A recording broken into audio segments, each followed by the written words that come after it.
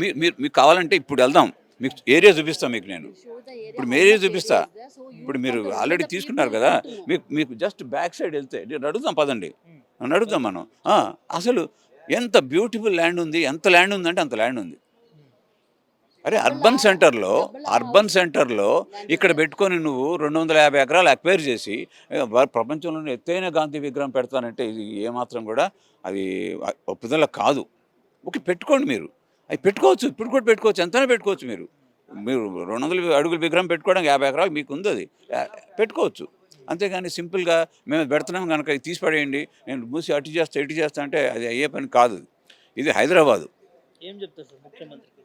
ఇదే సందేశం, మా అందరి సందేశం, ప్రజల తరపున సందేశం. నా ఒక్కడే కాదు, కింద ఇక్కడ నుంచి అక్కడ దాకా నార్సింగ్ దాకా 15 కాలనీలు ఉన్నాయి. వాళ్ళందరూ వచ్చారు ఇప్పుడు. ఆయన కమల్ నాయుడు అని చెప్పి అటు సాయిరామ్ నగర్ కాలనీ అటు పక్క వాళ్ళు వచ్చారు. మొత్తం వాళ్ళకు టెన్షను, వాళ్ళకి ఇంకా నోటీసులు రాలేదు వాళ్ళకు. అది అందరికి అదే టెన్షన్. పై బఫర్ జోన్లో కొద్ది టచ్ అవుతున్నాయి.